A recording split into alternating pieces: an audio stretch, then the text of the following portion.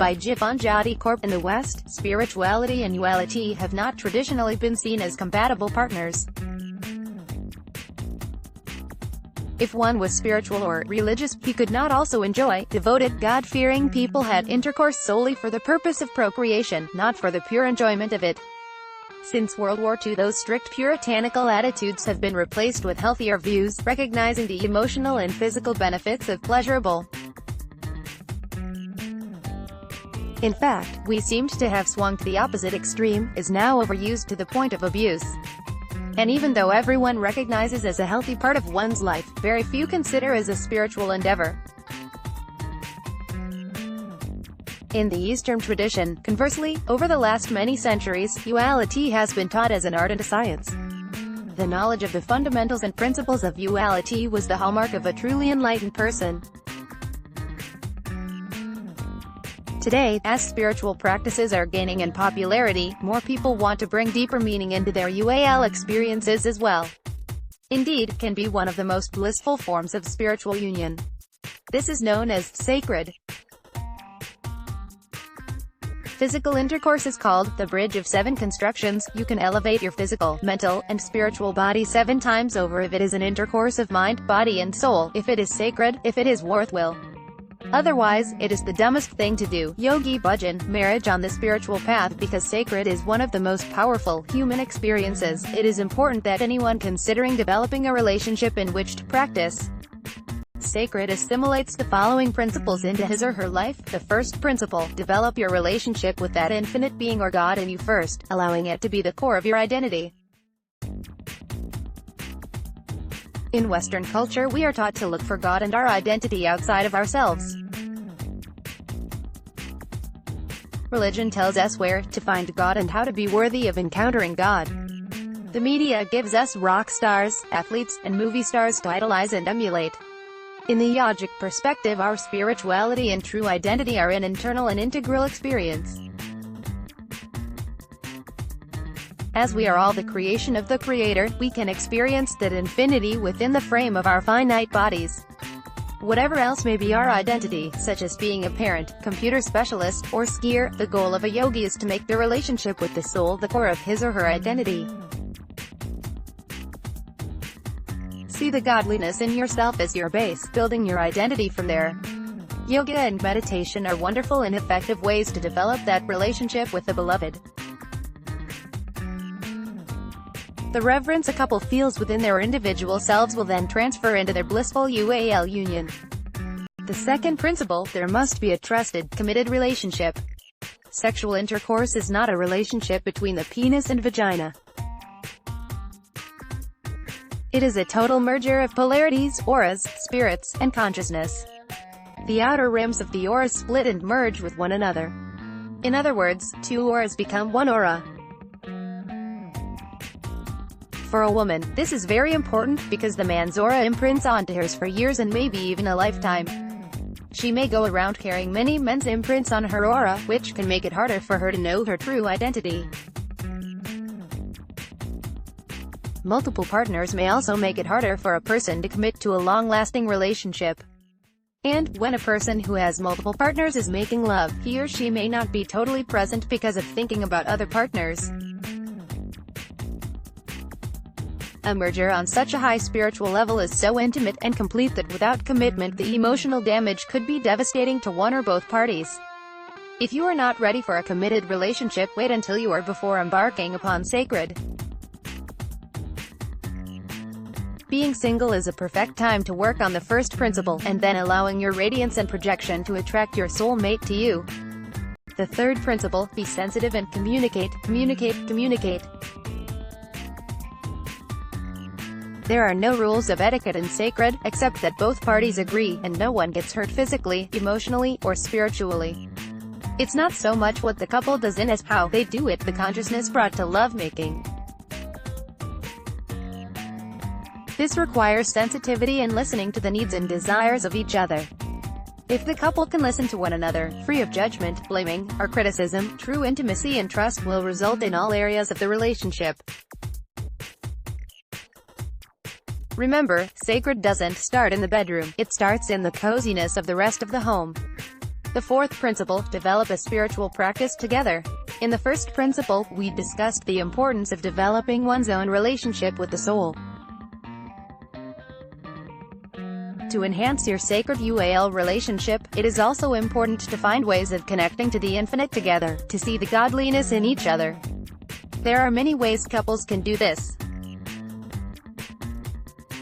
Walking in the woods, reading uplifting quotes, poems, or your wedding vows to each other, giving each other massages, or doing a martial art together are just a few suggestions.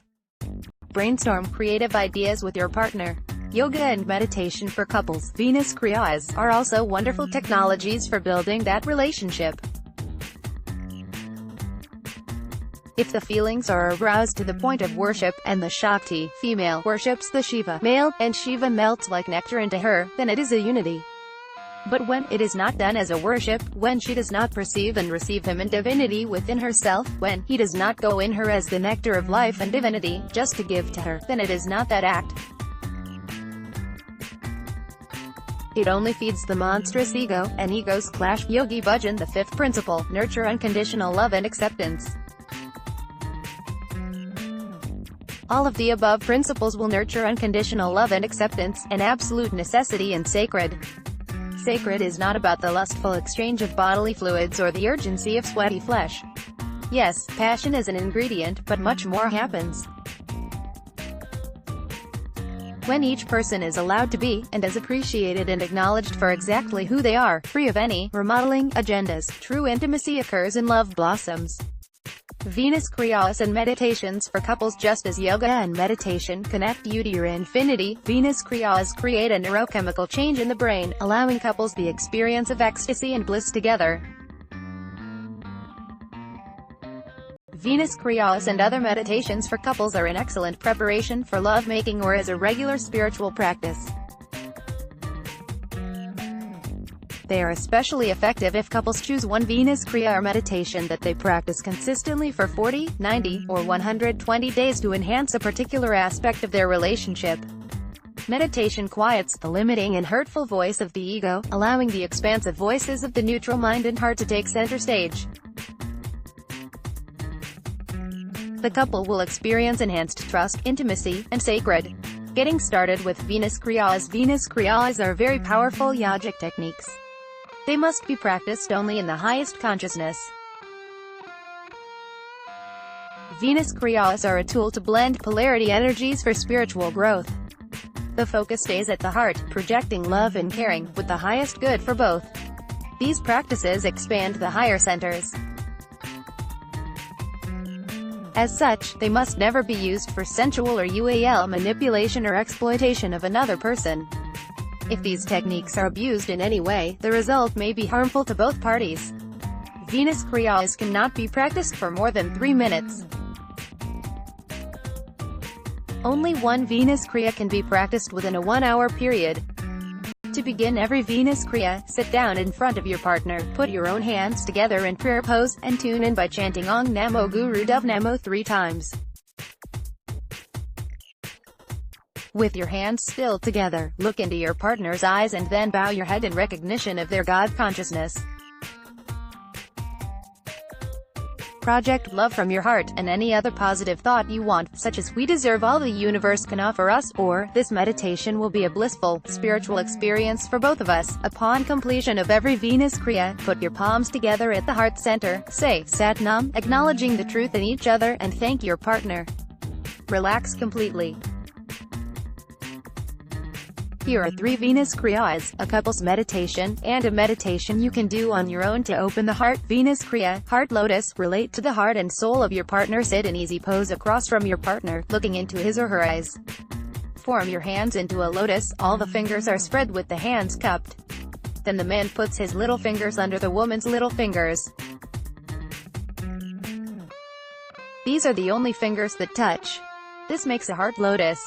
Look into the soul, the heart of your partner, through the eyes. Continue for 1.5 minutes with normal breathing. Then each partner should place one hand over the other at his or her heart center, right hand over left. Close your eyes and meditate on your heart. Go deeply within to the center of your being. Continue for 1.5 minutes. Relax. Venus Kriya, get rid of grudges. Sit back to back with your partner, knees up, arms around your knees. Meditate on your heart. Hear it. Meditate on the sun. Bring it into your heart. Burn out all the bitterness you've felt through the years. Continue for 3 minutes with normal breathing. To end, inhale, exhale, and relax. Venus Kriya, 1 unit. Standing back to back with your partner, clasp hands and touch the back of the heads in a relaxed manner. Meditate on being one unity in infinite consciousness. Do normal breathing for 2 minutes.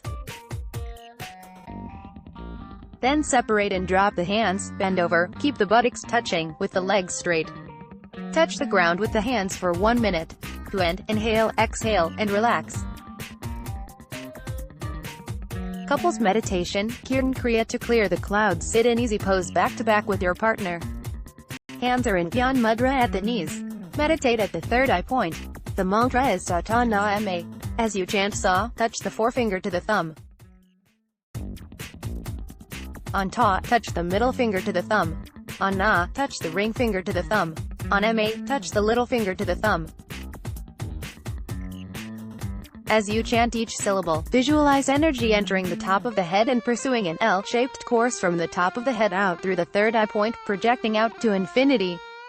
This energy flows along the energy path called the golden cord, connecting the pineal and the pituitary gland. Begin chanting in a normal voice for 5 minutes.